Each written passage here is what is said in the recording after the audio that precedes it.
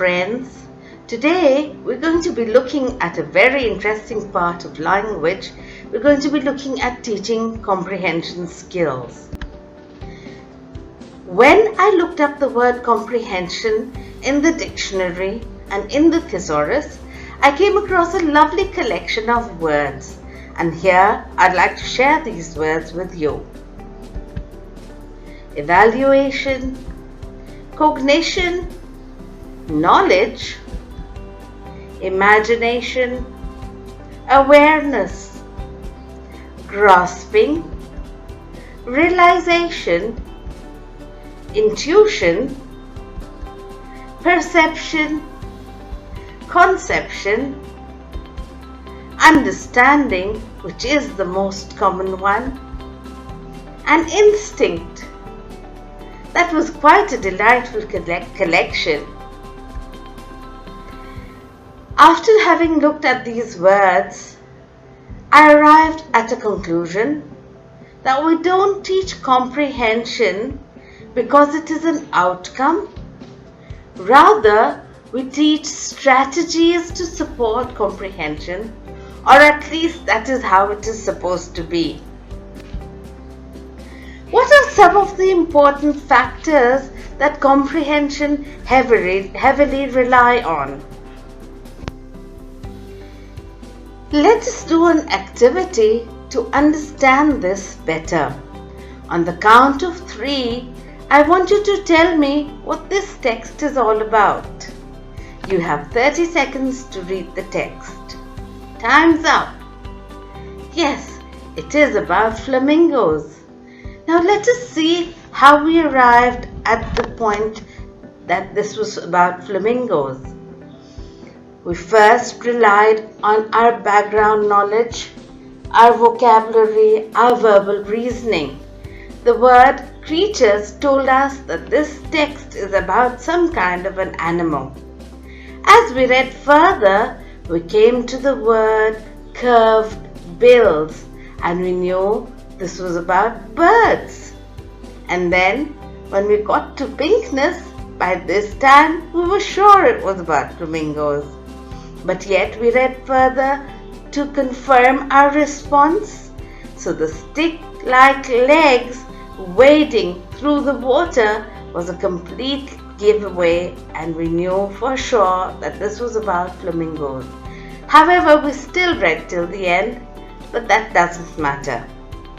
Yes, so actually comprehension relies on background knowledge, vocabulary, language structures, verbal reasoning, literacy knowledge. But in all, let us embrace the messiness of comprehension. When we look at the word comprehension and we look at the skills involved, the skills are previewing, recalling, explaining, our personal response, which tells the reader that we've understood what the text is all about. Summarizing does the same thing. Predicting, inferring, deducting, empathizing, synthesizing, and drawing conclusions. These are all the skills that comprehension deals with, and we've always looked at these skills in the past, but we've done them in our traditional manners, and mostly the way comprehension is done is the teacher writes the question, asks for the answer, end of story. That could be quite boring. So today we're going to explore ways of how we do these skills. And if you notice, all these skills correspond at some level or the other with the Bloom's taxonomy. The techniques that we're going to be looking at today are pre, while, and post-reading, the anticipatory guide, making team comprehension questions, creating a timeline, Here's the answer. Where's the question? Reciprocal teaching, comparing two stories, and Dictogloss. These are some of the techniques that we're going to be looking at today. Let's look at the pre, while and post reading. For that, I've selected a text from the Oxford Progressive English, The Pied Piper of Hamelin, which is very dear to my heart. The teacher will initially give the students the pre-reading activity and ask the students to look for the answers for this. If you notice, all the answers do not necessarily come from the text. But yes, there is no point in teaching just the text. So the questions are: look up the location of Hamelin on the map. Which continent does Germany lie in? Look up meanings of silos and barges and write it. The reason I've put this as a pre-reading activity, the dictionary activity, because mostly what teachers do is that they ask students to have their dictionary open and look up the word as it comes. There is no point in doing that, because while looking up the dictionary, the essence, the fun of reading is lost. Therefore, whatever can be done beforehand should be done beforehand. What do you think is the occupation of most of the people in Hamelin? How many rats in all was the town plagued by? How many notes did the Pied Piper play when he came for the children? How did the town people try to rescue their children? The way the questions are, if you look at the text, they're spread right from the start of the text all the way till the end. Now, let us look at the next step. Once the pre-reading activity is done, the students have done it together, the teacher need not take the answers or the responses. If she chooses to just elicit responses orally, she may do so, but she does not need to do it definitely. When we come to while reading, it is the teacher who's reading and the children are listening and looking into the text. Why do we need a while reading activity if the teacher's reading? Because children, being children, are filled with energy. So if they just had to sit dormantly in their seats and listen to a text that the teacher's reading, we would be sure that they would be up to mischief. So when we start reading, we would hand them these questions out, and while the teacher is reading, the children would follow and look for the answers. If you notice, most of the statements or most of the questions require only marking or one-word answers that are very easily noticeable in the text. So now let us begin doing the teacher's reading, and you will be able to go through the questions and identify the answers.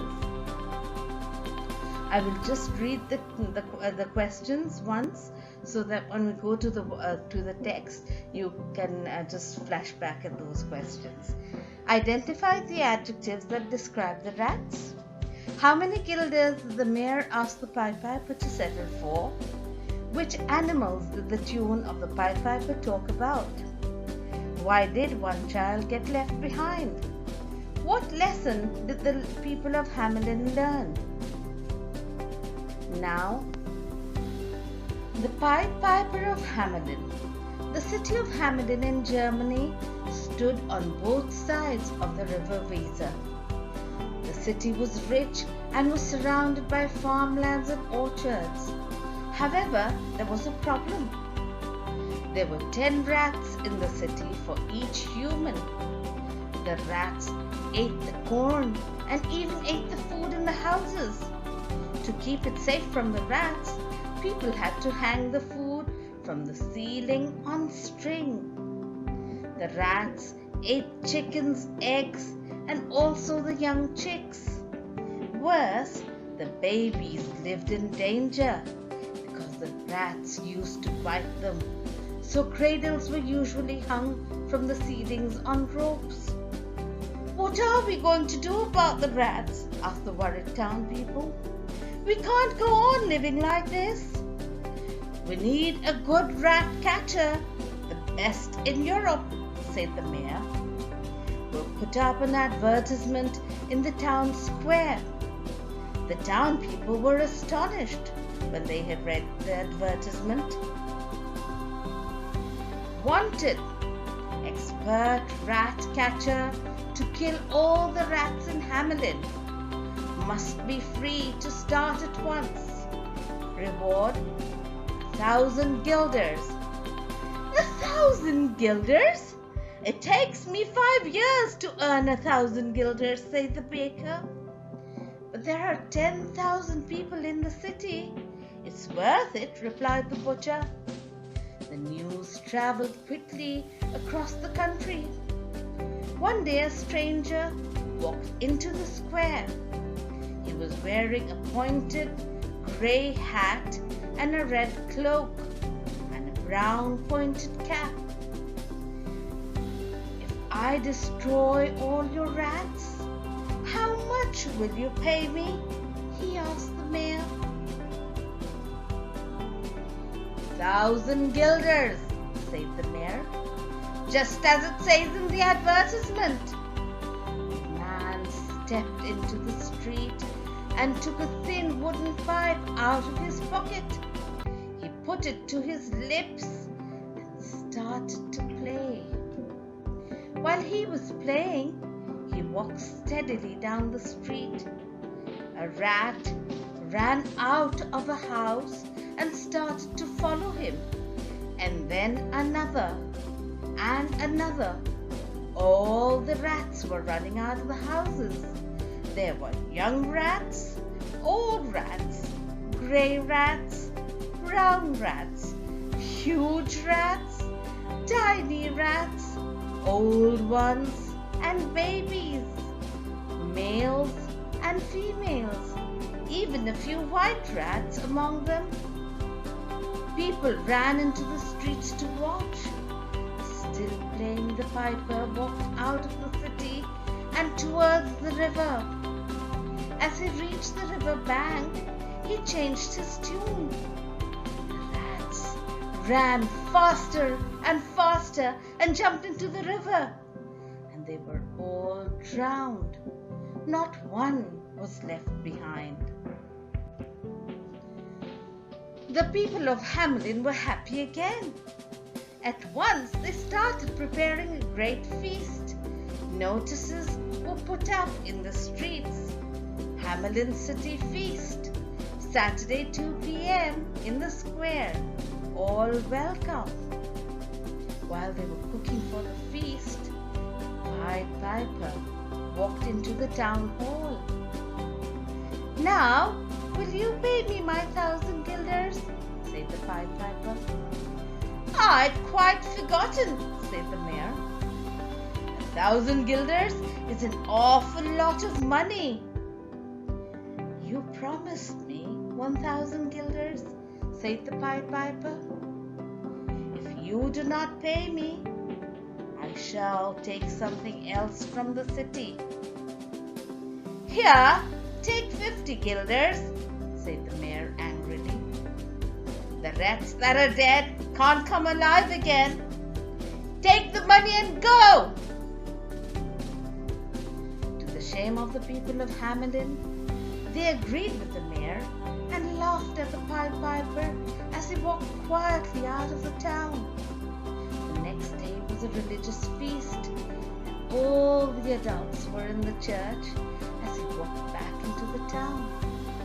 He stood quietly for a while in the town square and then took a breath and played a note that spoke to the children of faraway places.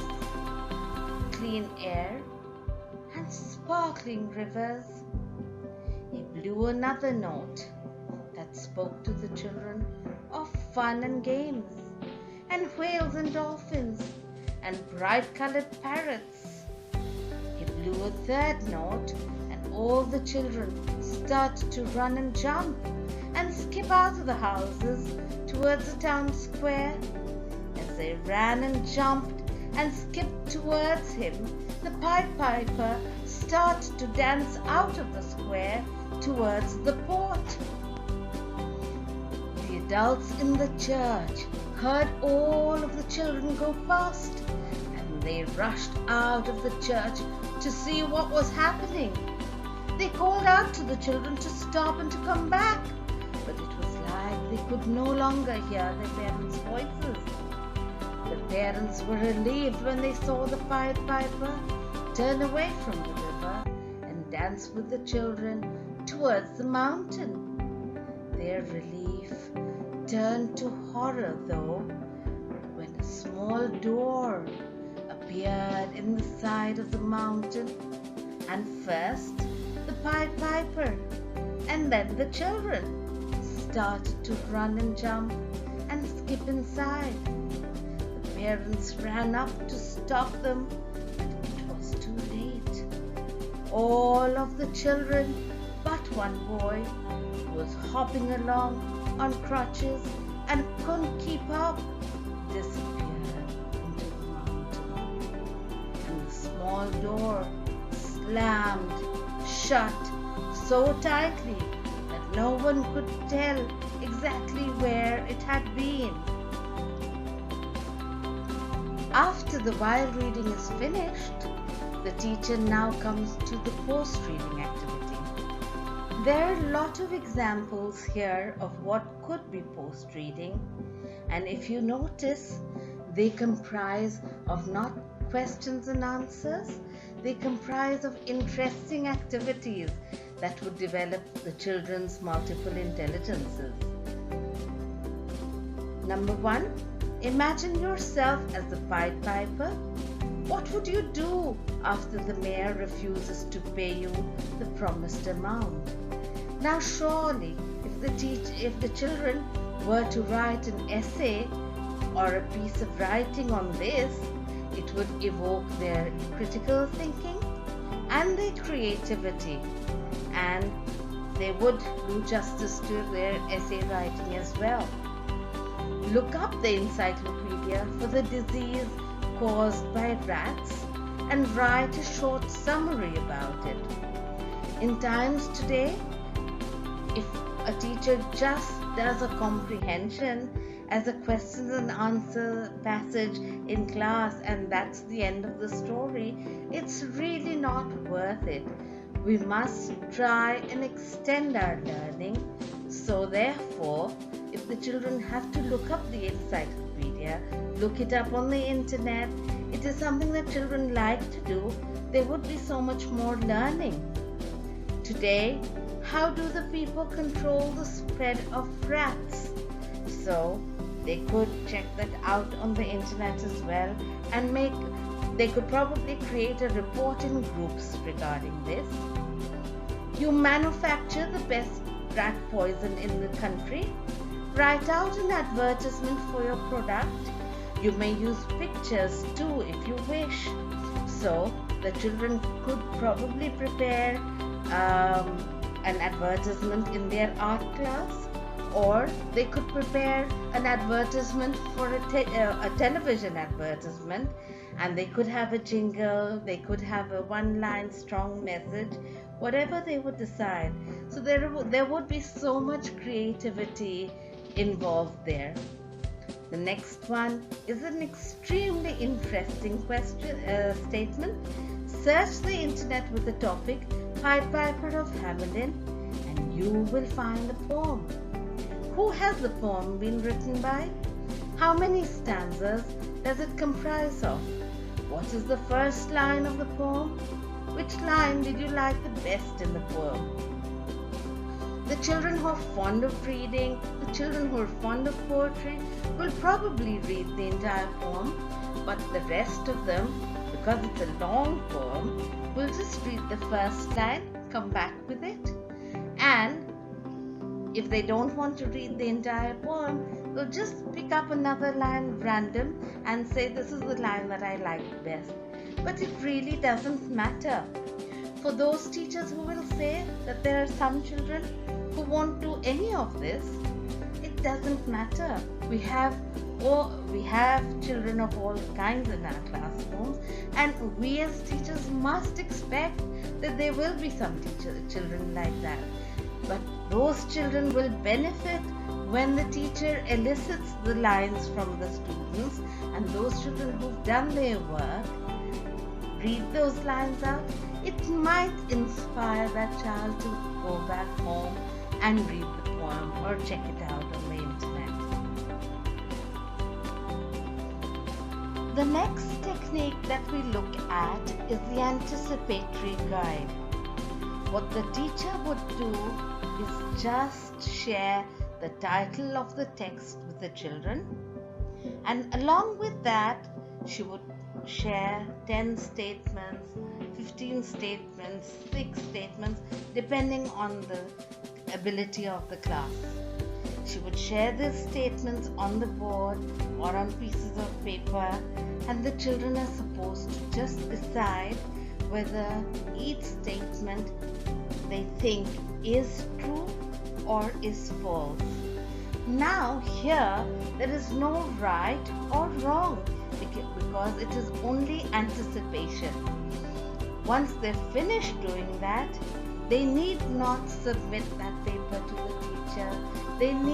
The teacher need not interfere with any of that at all. Then the teacher reads the text. While she's reading the text, the children will be able to arrive upon the fact whether their statement was correct or was incorrect. So it would be a journey of discovery, thus allowing children to concentrate upon the text, because they would be looking for the answers to whether these statements are right or wrong. The next technique that we're going to be looking at is making team comprehension questions. This technique begins with the teacher identifying the text that she would like the students to work with. Students may work in pairs and prepare 10 comprehension questions from the text. The entire class comes back with their 10 questions per pair. The first pair reads their questions to the class. Whoever has similar questions immediately strikes off their similar questions. It is quite possible that by the time the last pair gets their turn, all their questions have been struck off, and there is absolutely nothing wrong with that. What happens while we are discussing the questions and while we're discussing the similarities or the differences in the questions, the entire text is tackled in class and it is understood. So, comprehension is not only about writing answers. Comprehension can also be about writing questions. Yes, questioning is an important skill that students must learn, and so we must teach. We cannot assume that they will learn how to ask questions when they need to. So this is how you would do it. The technique that we're now going to look at is comparing two stories. Let us look at story A. The story is about two brothers. Two brothers worked together on a family farm. One was married and had a large family. The other was single. At the day's end, the brothers shared everything equally, produce and profit. Then one day, the single brother said to himself, "It's not right that we should share equally the produce and the profit. I'm alone and my needs are simple." So each night, he took a sack of grain from his bin, and crept across the field between their houses, dumping it into his brother's bin.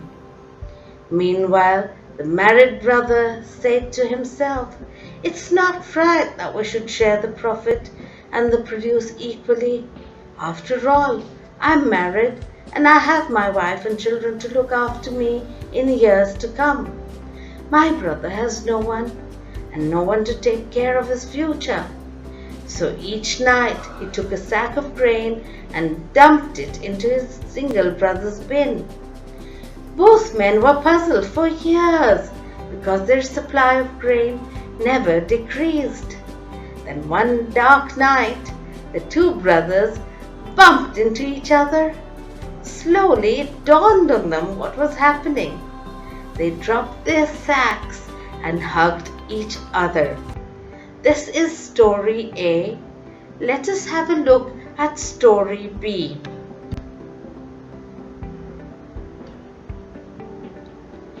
Story B. Two brothers. Two brothers worked together on a family farm. One was married and had a small family. The other was single. At the week's end, the brothers shared everything equally, produce and profit. Then one day, the married brother said to his neighbor, "It's not right that we should share the produce and profit equally. After all, I have my wife and children to look after me in the years to come. My brother has no one to take care of his future." So each night he took a sack of rice and dumped it into his single brother's bin. Both men were puzzled for years because their supply of rice never decreased. Then, one moonlit night, the two brothers bumped into each other. Slowly it dawned on them what was happening. They dropped their sacks and hugged each other. Having done the two texts, the teacher now poses a set of statements, and the children need to tick on the appropriate column whether the statement belongs to story A or story B. This could be done alone, and it is even more fun when it is done in pairs. The next step that we look at is reciprocal teaching. This is a 4-step process in which the students are divided into groups of 4. One student is assigned a responsibility of being a summarizer. The second one is the questioner. The third is the clarifier, and the fourth child is the predictor. It becomes a lot of fun when the teacher keeps changing roles after each paragraph has been read. So the teacher will decide a text where there are at least 4 paragraphs so that each child gets a chance to have each of the roles mentioned earlier. The summarizer summarizes the text that they have read to the other students in his group. The questioner then asks 1 or 2 questions related to the text that he has found difficult to understand or has found confusing. The clarifier responds to the questioner and explains the difficult part to his group members with the help of familiar examples, or it could be done through diagram or other activity. The predictor then guesses what will happen in the next paragraph that will follow. So this becomes very interesting, and the entire text is understood completely. That if the teacher wants to do a set of comprehension questions and answers, fine, otherwise this text has been comprehended. The next technique that we're going to be looking at is Charles Dickens. Charles Dickens was the well-loved British author of numerous works that are now considered classics. Charles Dickens was born Charles on February 7th, 1812 in Portsmouth, on the southern coast of England. He was the second of 8 children. His father, John Dickens, was a naval clerk, and his mother, Elizabeth Barrow, was a teacher and a school director. Despite his parents' best efforts, the family remained poor. Nevertheless, they were happy in the early days.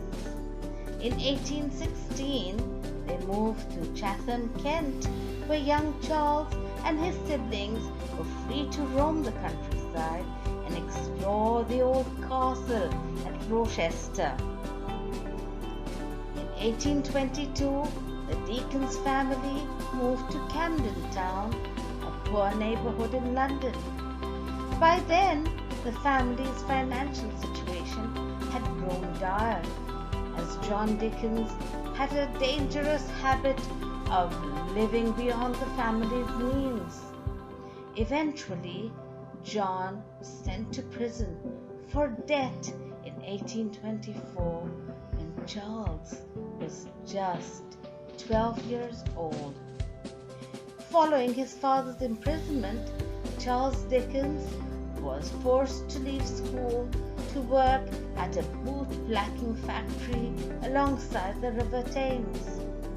At the rundown factory, Dickens earned 6 shillings a week labeling pots of blacking, a substance used to clean fireplaces. It was the best he could do to help support his family.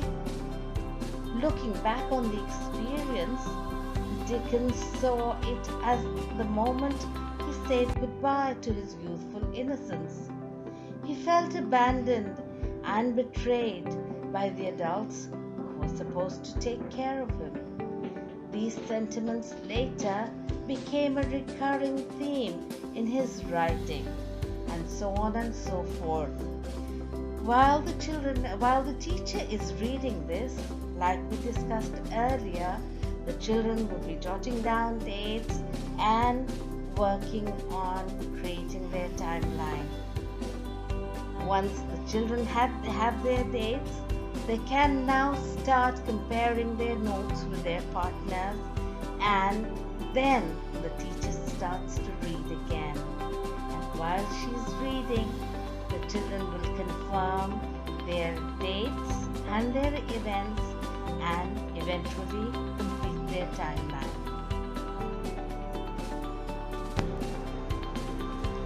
The next technique we're going to be looking at is here is the answer, where is the question? It is all about making questions again. Select a text to carry out the activity. Write down on the board single word phrases or sentences that are the answers to the questions that the students then will have to make. The students will make questions for the answers that are already given. The teacher writes on the board, the cat is sitting on the chair. The students will make questions which could be, where is the cat sitting?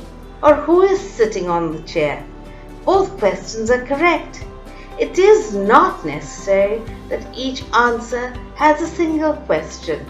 So this is another fun activity, lots of learning and point achieved. We've done comprehension. The next technique here is something that I learned from one of the Oxford workshops that I attended from the UK. It's about Dictogloss. The aim is to produce a text as close as possible to the original. So this is all about integrating listening, reading, speaking and writing. This idea gives students opportunities to talk about both content and the vocabulary itself. Dictogloss activities are a useful way of presenting new factual information to students and encourage them to listen for key points. Let us look at how to run a Dictogloss lesson. Step 1 is the listening part. Teacher reads text aloud while students listen for the gist. Teacher then reads the text aloud a second time, allowing students to write notes, write words that they would like to include in their own writing, because remember, this is Dictogloss, so it has to be as close to the original text as possible. Step 2 is a 5 to 10 minute activity in pairs. Students compare the notes and support each other with the parts they could not follow or understand. Then they can start reconstructing the original text. Step 3 is about listening. The teacher reads the text for the third and final time. Students expand and add to their notes. Step 4 is shared writing, which will take between 10 to 15 minutes up to half an hour maximum. Students continue to work in pairs to write their own version of the text as close as possible to the original, using all the pre-taught subject vocabulary and sentence structures. Step 5. 2 pairs join forces to make a group of 4 students to write out their final version. This is lots of fun, and this helps children learn how to draft material. It is now time to try a Dictogloss. Flamingos, that's the name of the text. The title. I marveled at the elegance of these creatures, at the oddness of their balletic gait, and their absurd, outsized curved bills, at the incongruity of their startling pinkness. Their stick-like legs seemed to be wading backwards through the water, and yet impossibly they were moving forward. There was no logic to their knee joints. Their bills were fishing backwards too. How did they do that? They could stand one-legged in this wild wind and not fall over. They ran on water to take off and land. How did they do that?